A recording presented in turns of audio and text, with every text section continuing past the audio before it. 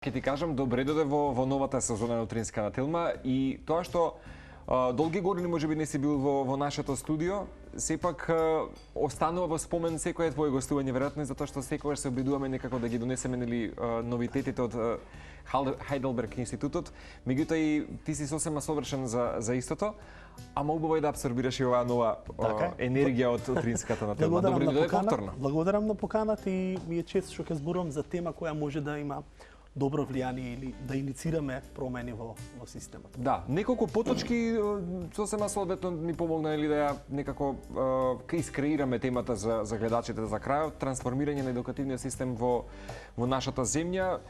Како ќе кажете вие или вашиот хайлайт момент креира својата иднина, во овој момент нели често поставувани прашања кои што ги имате можеби од новите академци или новите студенти, на кој начин, например, да речеме, во моментот нели самиот институт ги отвара новите програми или нели својот пат кон успехот кој што треба да си го трасираат младите идни генерации. Се надам дека добро си периодов инаку? Одлично. Пост-ковид, јануар ми беше така прилично надвор од систем, одлично и со голем... Успеа малку да се одмориш? Успеав. Бидејќи знам дека ви е прилично... Сега започнуваме со нова екипа, нов тим, една освежена млада екипа, едни ентузијасти, викам кога помладиве ќе ве мотивираат, веќе јас на 39 години, кога не можете повеќе, а сте давале во системот, веќе ја враќаат енергијата. Оние кои доаѓаат по вас или кои се нови генерации. Бидејќи генерацијски сме тука јас и ти речиси и сосема те разбирам за што ми говориш. Треба да продолжиме само со тој ентузијазам, јас викам секој за себе. Ние сме тие креатори на системот, често зборувам. Знаете, има една реченица, вели, за да постигнете големи нешта, не треба само да действувате, треба и да сонувате. Не треба само да планирате, туку треба и да верувате. Имаше, не знам дали ќе се сетите, папата Франциск, кога беше тука во Скопје, тоа беше една прекрасна енергија и убав настан. Како заврши манифестација? Една реченица од тој момент кога имаше говор Франциск, вели на младите им се обраќа: драги млади, немојте да имате страв, вели да станете занаетчи на сите оние кои што се предприемачи или кои што сонуваат и имаат надеж. Сакам да кажам една добра порака во контекст на она што има ново кај нас. Имаме добар и млад тим и некако повторно се бориме за тоа. Ајде, ние во нашата сфера да го донесеме германскиот Значи да не се инхибираат за една своја визија и да бидат прагматични и понатаму некако да ги мотивираме всушност нели со ова трансформирање кое што ќе го нели споделиме како едукативен систем кај нас. Знаеш, многу често нашиот образовен систем подлегнал на многу различни искушенија во минатото и секојаш трпи некаква трансформација. Јас често велам, ние ако имаме став да критикуваме, тоа е лесно. Денес да искритикуват има еден сет. Ако анализираме каде сме на Шангајската листа и со државните и прворангираните универзитети, но тоа некако е поттик, можеби ние кои што имаме поинаков поглед. Јас сум човек кој го завршил системот тука во Македонија и прв, втор и трет цикус и некако можеби тоа е поракаве до младиве беше доцна да јас ги стекнам меѓународните искуства. Многу доцна преку академијата, преку тие нетворкинг, проложив да се доусовршувам во Германија и така натаму. Имаше конекции вистина добри. И сите тие искуства пробуваме да ги имплементираме. И тоа е она кога ќе кажеме, често ме прашуваат што е тоа дуален систем. Ние дуалниот систем, Марко, го употребуваме и ми е навистина драго кога ќе ги слушнам политичариве кои тоа го говорат годиниве наназад, морам да кажам, годиниве наназад, но во средното училиште. Или ние сакаме да отвориме една тема на повисоко ниво или во високото образование. Дуално, стручно, високо образование. Тоа е она што морам да признам, ноември имав работна средба од некои 15 на дена, доста долго, ноември минатата година, во неколку градови од Германија. Тоа е во државата Баден-Виртенберг, која што е околу 11 милиони жители, и во државата Хесен. Тоа се две држави некаде околу гравитираат Хайделберг, Штутгарт, Франкфурт за гледачите. Ама слични по сензибилитет. Слични, да, и многу развиени. Што е карактеристично кај нив? И во двете држави имате моќ, или најкарактеристично е тоа што моќта ја црпи германската економија токму од тие држави. Покрајни, како да ги наречам, кои имаат посебни влади, посебни закони. Зошто се неше може би некакви стожери се за здравствениот моќен систем е токму во Баден-Виртенберг и BioNTech еве не е ова некаква реклама и сите сме со вакцини некако еве ќе биде поттик и за вакцинирање, токму е до Хайделберг неколку километри, десетина. И Хайделберг важи за град кој е првенец или кој има најголеми резултати во здравство и во фармација. Манхаим е исто познат по фармацевтски компании, Штутгарт, по автомобилски компании и така натаму и така натаму. И што е тајната на тие покрајни? Иако се, еве да речеме, Баден-Вуртемберг кој има 440 на милиарди евра бруто домашен производ, ако го споредиме со нашиот 11-тина, 44 пати сме, би рекол, ајде малте на 44 пати помалечки, од само една покрајна на Германија. Но не ми е целта да компарирам или да правам паралели. Целта е тука да видиме што е нивната мудрост. Нивната мудрост е, Марко, околу крајот на 70-тите, внимавајте, тоа е пред Берлинскиот зид, премиерот на Баден-Вуртемберг формира конзорциум со некои од универзитетиве, тие паметни луѓе, и прават државен дуален универзитет.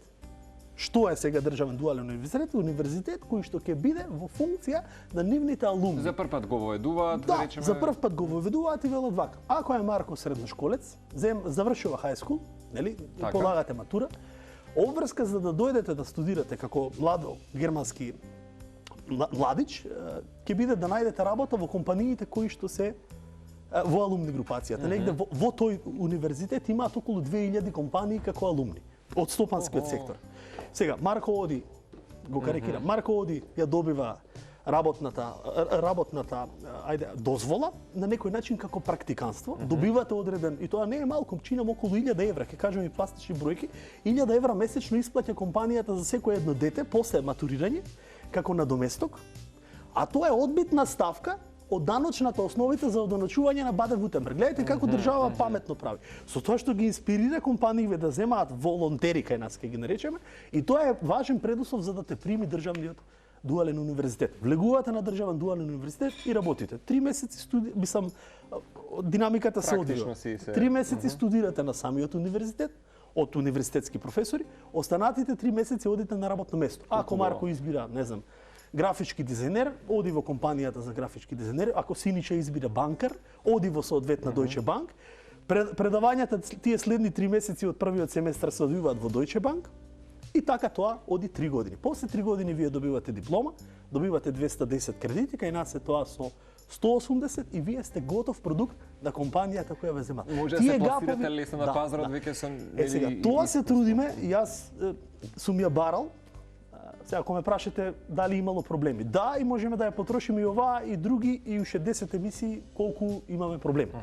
Но викаме, проблемите се за нас, колку сме имале проблеми. Проблемите се за нас, можеби некогаш и ние сме грешеле, не сме знаеле како оди таа постапка, не сме се разбирале со државниве структури во министерствата и така натаму. Важно е да не ги повторуваме циклусите. Важно е да не го изгубите ентузијазмот. Да, и циклусите можеби, а грешките некако се минуваме. И сега некако мислам дека Марко е време и доаѓа време, сега ќе звучи чудно за гледачи или можеби не знам како ќе ме сватите, но доволно е една малечка промена да внесете, да направите една платформа, еден државен универзитет да стапне преку одредена форма која ние создаваме, веќе за тоа постои работна група во Манхеим, работат овие 2 или 3 недели, еве, тоа е нешто ново.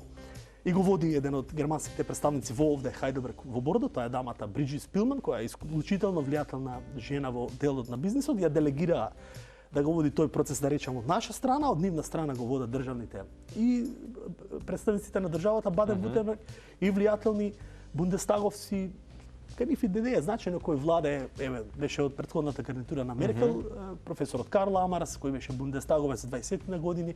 Сите тие чинители го водат тој, Скопје е избрано и оваа држава да направиме нешто. И се тоа им викам и на властиве, што ме изненадува добар фидбек добивам во овој период, кога разговарам со поединци, сака да се помогне. Ние со тоа испраќаме порака. Ако сме ние партнери стратешки со Германија, покрај американците, така, а сме. И немаме друга патека. Ајде да направиме нешто. И се тука ќе ми речат... Значи, расположение постои? Постои, да. Ние 22 токму кога ме прашавте дали сум одморен, се зафаќаме со сериозни проекти. Ама да речеме можеби по-спокојни во однос на некаква транзиција или некаков... Мислам дека доволно е, знаете, системот или администрацијата доволно е да ви даде поддршка. Ако погрешите некаде да ви каже да коригирате и само да ве мотивира. Толку треба. Толку е едноставно, не само во мојот или наш. Не се плашам понекогаш Синиша поучен од искуството поради инфериорноста кој што можеби некој од овие, да речеме, гранки институции кај нас и покажуваат некаква ригидност за имплементација на веќе споменатото и актуелно дуално образование. Знаете што ми говорат? Викаат, со овој модел ќе заминат младите надвор. Така? Па и онака они заминуваат. А што направивме ние за тоа што они заминуваат, освен што коментираме дека сите сме тажни и ако прашате еве од средошколците или било кој да анализираме, 70% од анкетираните ќе ви речат Миграција «Ма, постои, така е. И тоа не можете да го спречите. Еве го моделот. Ако веќе тоа е така, а така е, тогаш ајде да направиме нешто, налик на нивниот систем и да разговараме со германските чинители, аристократијата таму, бизнис сферата, политиката. Ако имате недостаток, а има, Шолц тоа го најави новиот премиер во последното обраќање или во кампањата се уште го најавуваше, Германија има недостаток годишно, внимавајте, од 400 до 500 илјади работници не достигаат. И Германија за 15 години во стратегијата 2030 на германската влада, добро, сите прават подолгорочна стратегија, но тамо се почитува за разлика од овде, кој ќе дојде менува нова стратегија. Тоа е нешто што мораме и ние да го имплементираме. Ако Германија има 2030 стратегија во која предвидува 4 милиони вработени со високо образование помалку. Ме разбирате, тоа е страшен дефицит за германска влада и токму тоа ќе биде модел за одлив на кадри. Но од друга страна, тоа е мотивација за нас, ние да ги убедуваме компаниите германски овде да инвестираат. Сега, освен со оние агенции кои ги имаме, не знам, Тиризовите агенциите за промоција, сега не сум толку стручен во државните органи, како и да е, тие се баш наменски, токму за да влечат мотивација да се отварат нови компании. Втората или најважна алатка за тоа е образовниот систем. Вие кога ќе направите платформа и стапне некој кој е влијателен, германски професори, германски политичари, влијателни стопанственици, вие со тоа носите моќта тука во Скопје. И не знам како тоа да го доловам и на чинителите дека убава либи има. Да, ако нешто има. треба Веќе да сме ние побараат 4,5 години. Да, и сакаш да ми кажеш дека на крајот на средбата, нели, да била поддржана иницијативата? Да, поддржана е и со мое огромно изненадување на програмите кои што би биле. Имавме средби и со новиот менеджмент во МОН, што јас сум многу изненаден, многу позитивно. Да, утрово ги говоревме доста, така. Многу позитивно, да, многу позитивно. Таму има еден млад професор сега кој го води од Чинама Струга. Одличен менеджер, зборам за Министерството за образование, и со многу чинители, има волја и мислам дека како држава овде не се работи ниту за претприемништво, него значително променување на системот. Сите добиваме, Марко, од оваа реформа или од овој дуален начин на високо образование и државата, највеќе младите, а губи, мора да губи некој, нели, што има отпор. Кој губи? Само лошите образовни институции. Само лошите образовни институции кои... Затоа некоја таа ригидност на која што некако се навикнавме, веројатно и многу ми е драго што ги пракаш овие вибрации. Сакаш да ми кажеш дека по ова сега за таа цел управата на Хајделберг ќе се носи одлука да се формира структура тел асоциација. Така и веќе имаат работна група која сега го движи процесот. Работната група се одвива во Манхајм, Хајделберг и Франкфурт. И во тие три центри они се состануваат на месечно ниво и процесот се движи. Нашата обврска тука е да ја контактираме оваа моќ тука во системот на државата и да ја бараме поддршка и да го објасниме процесот, што добиваме, што ќе се случи, се работи за некои 60 на студенти кои би биле во квота понатаму, тоа никому ништо нема да загрози, па и оние кои прават бизнис во образование, јас сум противник на тоа, буквално ќе биде вин-вин позиција за сите. Очекувам дека оваа година е добра за овој модел на Хајделберг и мислам дека конечно, ако знаете, после 5 години водиме 4,5 години битка во позитивна смисла. Станавме помудри и ние, и системот, и можеби младиве не почувствуваат, не знам, доловивме кој е Хајделберг, кој се управниот одбор, Зајтел, мислам дека Чина ми гостувал кај вас. Председател Турли Зајтел, ако се сеќавате, сега ми доаѓаат мисли пред многу години. Да, вие имате многу луѓе, но како да кажам, благодарам и за сите вие кои го помагате овој процес. Навистина, знаете, кога ќе не нема велат, сите работи што ги носиме ќе заминат со нас. Ама кога правите работи за други, тие ќе останат. Како не, да. Ме разбирате што сакам да ви кажам? Се служам. Јас живеам со таа максима. Колку изгледа и одлична е чудно или не македонски, ќе кажете сега е лицемерно. А не би требало така веќе да ги дефинираме работите. Мислам дека нели сите некако веќе сме еден убав колектив, барем и преку дигиталната трансформација за која што многу често сме говореле со тебе.